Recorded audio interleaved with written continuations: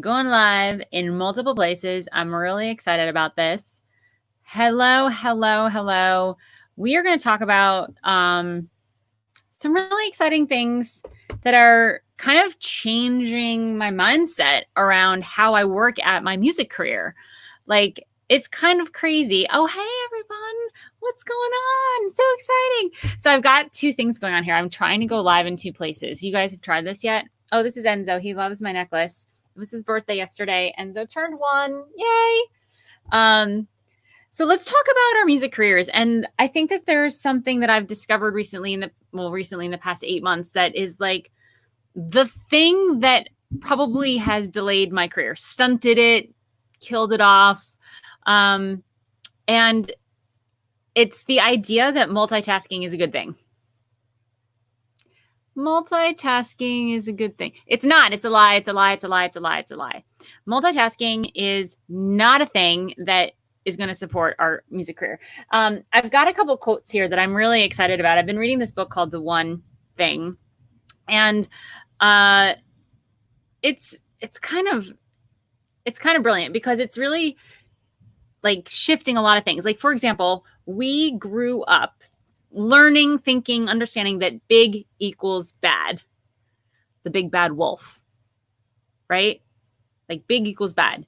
And so for us to even think, us musicians, to even think about going big, actually, like, okay, we're told to dream big, be specific, get our goals. You know, if you work with me in my Amplify group, you know that I'm all about like, what do you want? And let's go play that game. And even as I've been sharing in my 4th season of my podcast, my whole process of releasing my new record and getting it number 1 on iTunes and Amazon and all that, it was because I was really singularly focused. But to think about the big goal and to actually like separate that big equals bad, Enzo is not, he's not okay with big equals bad, even though he's very little. He's 13 pounds, y'all. 13 pounds of cuteness. Big is not bad. It's not a lie. And I think that we have it that it's a lie. And so we do these things where we're like, no, I'm going to create a big goal. But then we have this lie in the back of our head. So we'll do all the things to actually dismantle the goal. I used to do this all the time, you guys. I used to be like, all right, I want this big thing to happen. And I would even like for example, I was like, oh my God, wouldn't it be so cool to tour in Switzerland? And then 6 months later, a friend of mine was like, hey, do you want to come to my parents' house in Switzerland for New Year's and we'll pay for your plane ticket? So I'm like, if I'm going to be at Switzerland, then hell's yes, I'm going to try to go on tour. So what does that mean for me is I'm on MySpace. You guys, this is so long ago. I'm on MySpace looking up guitar playing songwriters because I like to tour with people that were guitar players so I could be the keyboard player and kind of changes it up. And I booked myself a 2-week tour after my visiting my friend for New Year's. In my head, that was huge to book an international tour. And so I had it like, this is big, this is big, this is big. But then big equals bad. So what did I do is I didn't promote it. I was like, well, I'll let them promote it. I left it up to the people I was touring with, and we ended up playing some big venues, some small venues, and I had zero responsibility, right? I didn't have to be responsible for the outcome, for the people showing up, because I did not do any promotion. I just left it on that. That was me sabotaging this big thing, right? This big opportunity. We do it all the time. We get one goal and then we're like, cool, and now I'm going to do 7 others. That's another way we sabotage ourselves, right? We sabotage ourselves by thinking we know what we want and then doing all these other things that have nothing to do with the thing that we want. So we don't end up getting the thing that we want because we are not putting all of our energy into getting that thing. I see it over and over and over again. I've done it over and over and over again. And it's no good. It's no good for anyone. So here's a couple things. Let's do this. I'm going to read you something because it's just so great. This is the thing. We are kept. So this is Robert Brault in The Big Bad Wolf. We are kept from our goal, not by obstacles, but by a clear path to a lesser goal. Whew. Guys, I'm going to read that again. Hold on. It's so good. We are kept from our goal, not by obstacles, but by a clear path to a lesser goal. So what does that mean? What that means is we have this big goal. It's kind of hard. There's some brush. We've got to do some bushwhacking to get through, but it's possible to get to this big goal. But what do? There's a highway, a clear road to this lesser goal over here. This is the road less traveled, taking the easy way out. That's all of this. But we see the clear path. We value so much clarity. We value clarity so much. Like I can't even tell you that overwhelm goes away when you know what is next. So tell me, if those are watching, hello Facebook and YouTube, hello Instagram. I really wish they were closer together. Maybe I could get a little closer. No, I'm not even going to bother. Tell me in the comments here, are you, and it's hard to realize this, are you someone that feels overwhelmed often? And I feel like if you're a musician, an indie musician trying to like make this career work for the long haul, the answer is going to be yes. Like my answer is yes. I literally just got off the phone with a friend and be like, I have so many things to do. I'm overwhelmed. And what's the overwhelm? Not knowing what the next thing to do is. And I know what to do. There's a lot of things to do, but the next most important thing to do so that when I knock that domino, it starts knocking the rest of the dominoes. Yes, Ansley's like totally with me here. I appreciate that. Yeah. Maurice is totally with me. So what's the next thing that's going to make the biggest difference? That's where we get tripped up. We know that there's 1,000,001 things to do. We know all the courses. Heck, I have made one of the courses, email marketing. Email marketing is so important. There's a lot of stuff to do with that. There are courses on licensing. There are courses on creating a course.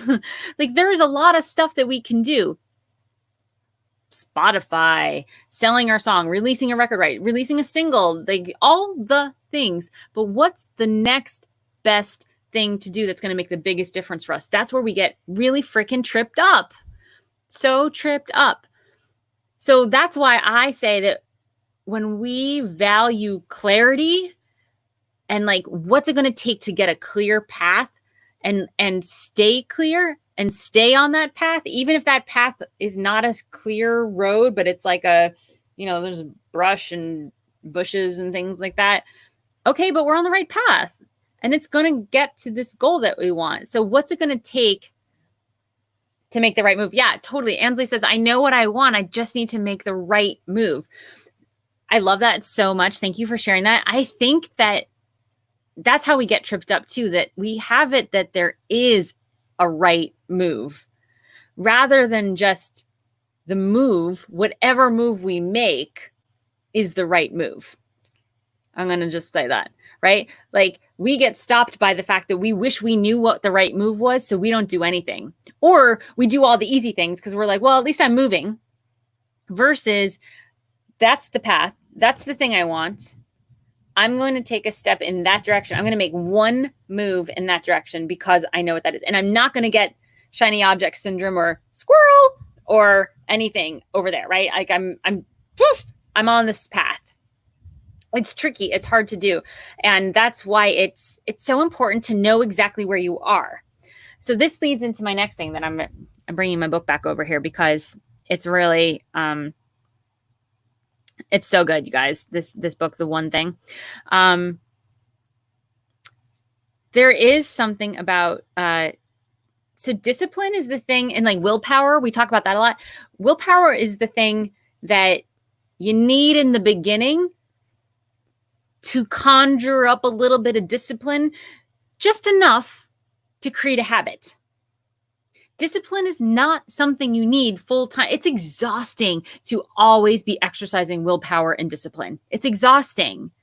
Like people are like, oh, I would be better. I would be seeing more results in my music career. I'd be making more money. I'd getting more placements, doing more gigs, whatever, if I had better discipline or willpower.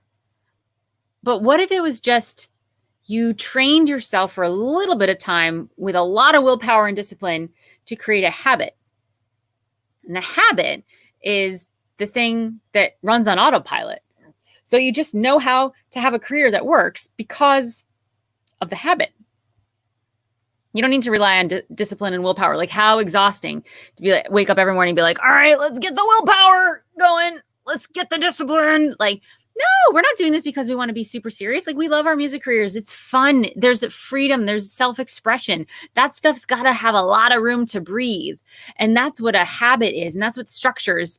I'm a big fan of structures. And for me, structure means accountability, a calendar. You guys know that I run a really fantastical, it's a fantastical, magical mentorship coaching membership called Amplify. And it launches again on Sunday. So if you're not in it, get yourself in it. It's like less than a tank of gas a month to have all these structures literally handed to you in clarity. And we are constantly being like, what's the path? Are you on it? No distractions. Also have fun, because it's really fun, because it's me and I'm fun. But literally, discipline is exhausting. So you just want to conjure it up when it's like, all right, I need to shift how I work at my career, and I want to build in this habit so that it's easy for, like, pitching, for example. Who here hates pitching? Like, pitching your music to music supervisors, trying to get booked at venues, trying to get press or radio blog. Who here hates pitching? Put an I.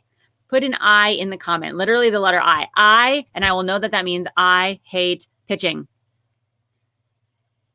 I see some eyes. Okay, so no one likes to pitch their stuff.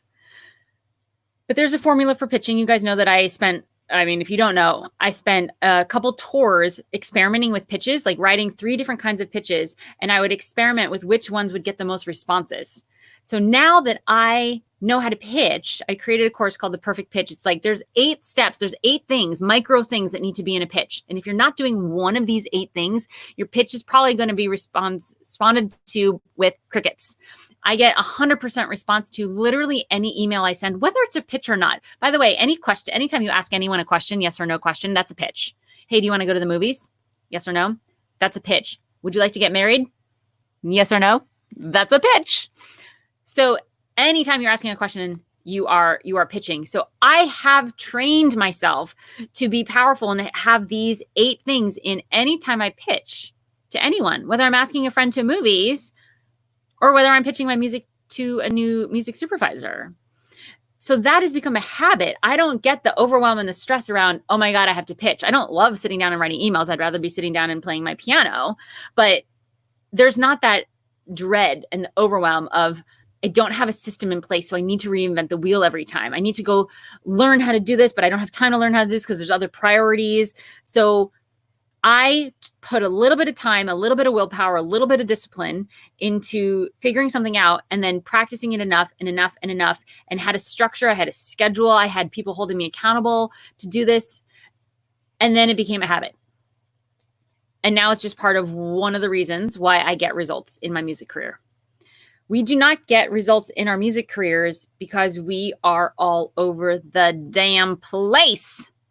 We're all over the place.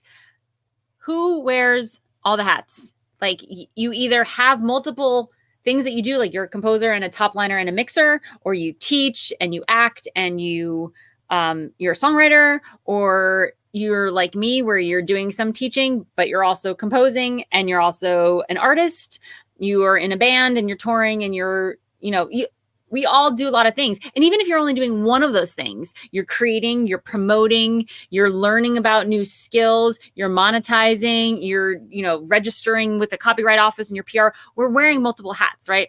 So if you're not wearing multiple hats, I feel like you're a unicorn and I want to meet you. But if you wear multiple hats, please write hats in the comments, because I just want to make sure that I'm not completely bananas alone here. So if you wear multiple hats, write hats in the comments. Here's the problem with multiple hats. When you're walking down the street, if you see someone wearing 2 hats, you're like, what is happening over there? We can't wear multiple hats at the same time. We cannot wear multiple hats at the same time. A, it's a fashion faux pas. B, when we are wearing multiple hats, we are never actually present with the thing we need to be present with.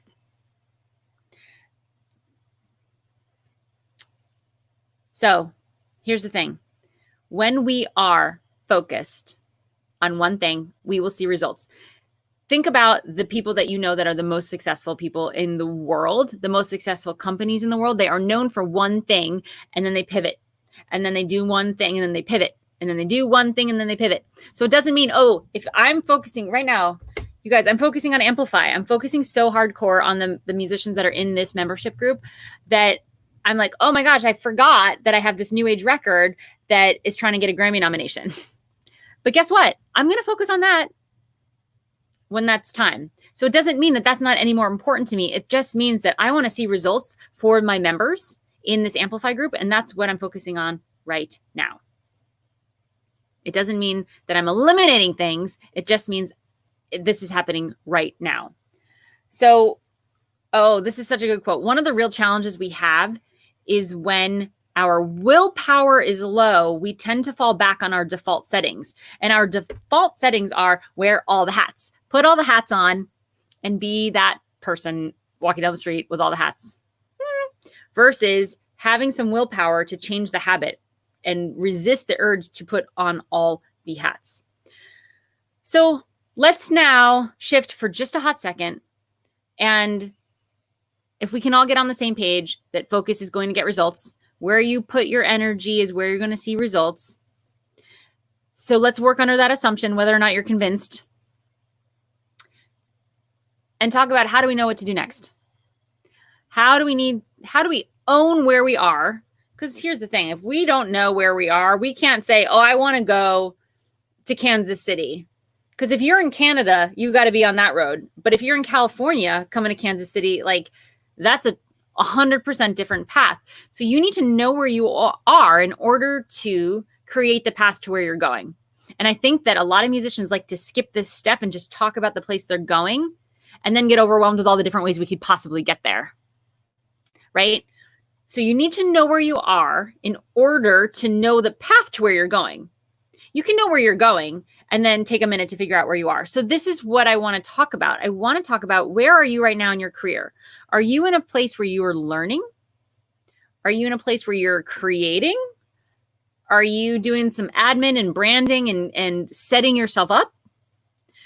Are you pitching and promoting and ready to get your stuff out there? Or are you monetizing and maintaining all these other things? And you can only be in one place.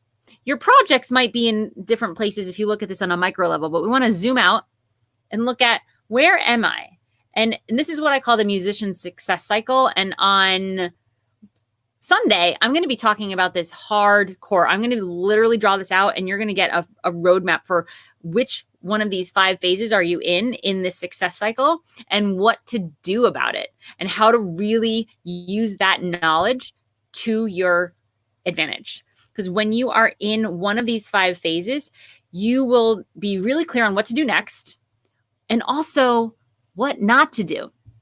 So let me tell you a little story. So I went to Cornell University. I knew that it was my reach school. Like I got in and I was like, holy cow. And I wanted to take advantage so hardcore. And I did. I was a double major in music and biology. I was on the crew team and I was musical director of my a cappella group. So I was maxed out, but I was like, I'm in this amazing university that stands for all the things that I stand for, that has all these opportunities. And I knew that I was lucky that I got in because I was like a B plus student in high school. I like to do a lot of different things. It wasn't like academia all the time. And so for me to get into an Ivy League school as a B plus student was like, say what? So I was like, I'm going to take advantage of this. I'm not wasting 1 minute. But that also meant that with a double major, I needed to get very, very good at learning what not to do. And people ask me, I've been asked on interviews like, hey, how do you use your biology major? Like, wasn't that such a waste to like major in something that you never did? By the way, first job out of Cornell, I was scuba diving for the government doing water quality research. So I technically used my biology major and then I went into the advertising world of writing jingles. But that all being said, one of my biggest and most powerful answers is I learned the very, very specific skill of being able to identify what not to do. which allowed a lot more space to learn the things that I needed to do.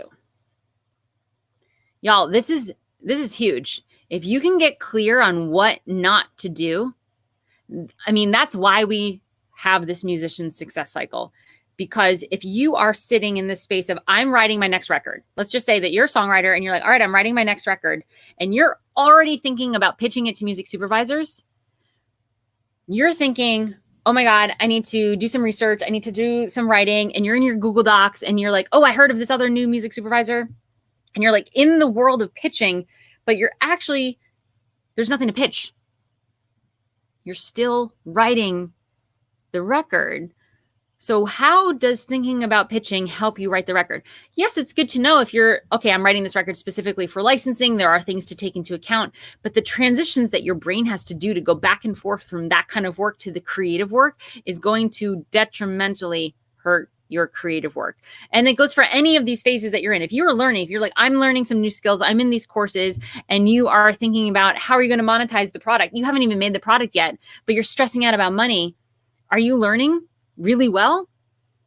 If we can own which one of these 5 phases you are in, you are going to get really clear on what to do next and also what not to do. And it doesn't mean that you're never going to do it. It just means that you're not going to do it right now. And that is what is killing musicians' careers, is thinking they have to do all of the things really well right now. And that gives there's so much overwhelm and so much like spider web stuff to sift through and not knowing what is next.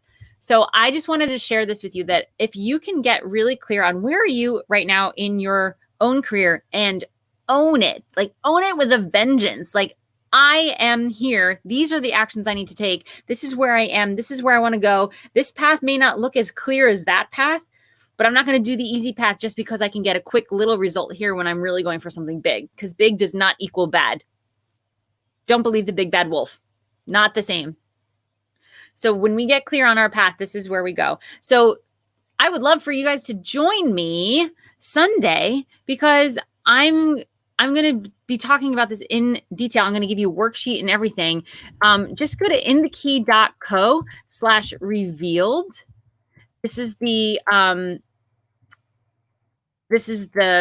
registration for this free training that I'm going to do. And it's going to be awesome. I can't get over the results I've been seeing because I've actually focused. And I am someone who gets bored very easily. I was scuba diving for the government. I got bored and decided to go work in advertising, jingles. Like, who's a scuba diver gets bored? Me. I get bored easily. So this idea of focusing, I used to say that focus is a 4-letter word. I'm eating my words, all 4 letters of them, because it's not. This is my 5th record that's come out, Luminary. Where are you, Luminary? I'm just about to send some signed ones to my fans. It's my 5th record that's come out. It's the first one that's hit any chart.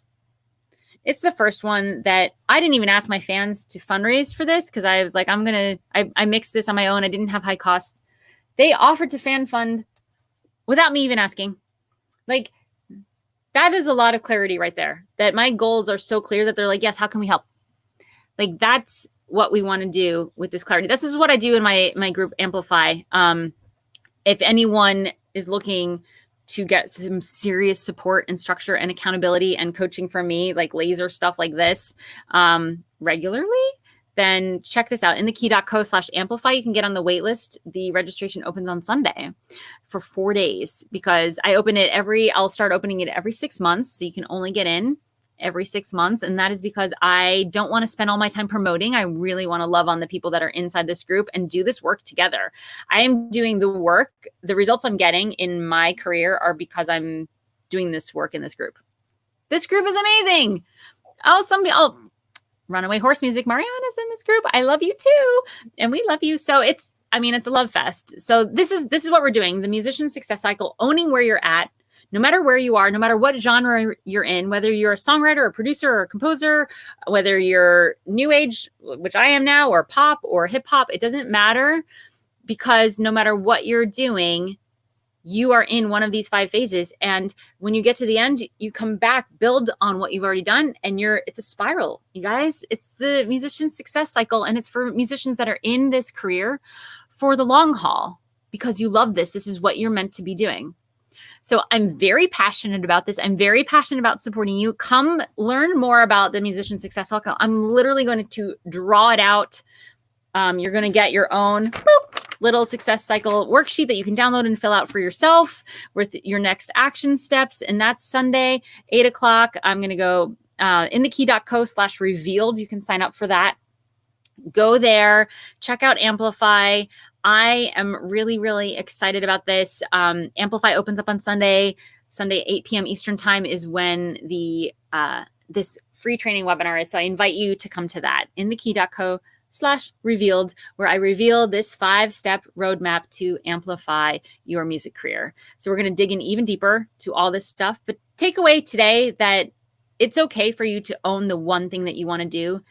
And I think there used to be some kind of like pressure or social, like if the more stuff you're doing, the less sleep you're getting, the cooler, the better you are. Cool, fine, whatever. But also if you say you want to win this big goal or whatever, and you go get that, and that's the only thing you focused on and you get it, that's going to be way cooler than spinning your wheels and throwing spaghetti to the wall and seeing what sticks. Like I promise you, this is coming from a serial bored multitasker. I have changed my ways, and I'm actually seeing the results that I've been wanting to see in my career because of it. So go sign up for the webinar that's Sunday at 8 p.m. Be there live. There are not going to be replays. It's hosted by Rick Barker. It's going to be an event. And I think that we are in a moment in time where we have some time and space to really get our heads on straight about how to tackle this music career. So this is kind of the way to do it. I'm just going to say, this is it. inthekey.co/revealed. Go sign up. I will see you there. Thank you so much for being here. Instagram, thank you so much for being here. Facebook and YouTube. And I will see you Sunday night. Although I think I'm going to go live in a couple days. We're going to talk more about this stuff. I think on Friday, I'm going live at the same time, 2 o'clock Eastern Standard Time. And we're going to talk about 2 specific phases of the musician success cycle that you might be in, and how to differentiate between the 2 of them, and how to know when it's time to level up. How do you know when you're ready to level up? And what does that mean? And what do you do when you're ready to level up? So we're going to talk about all that on Friday, and then I'll see you on the webinar on Sunday. So have a great rest of your day, everyone. Thanks so much. Bye, Instagram.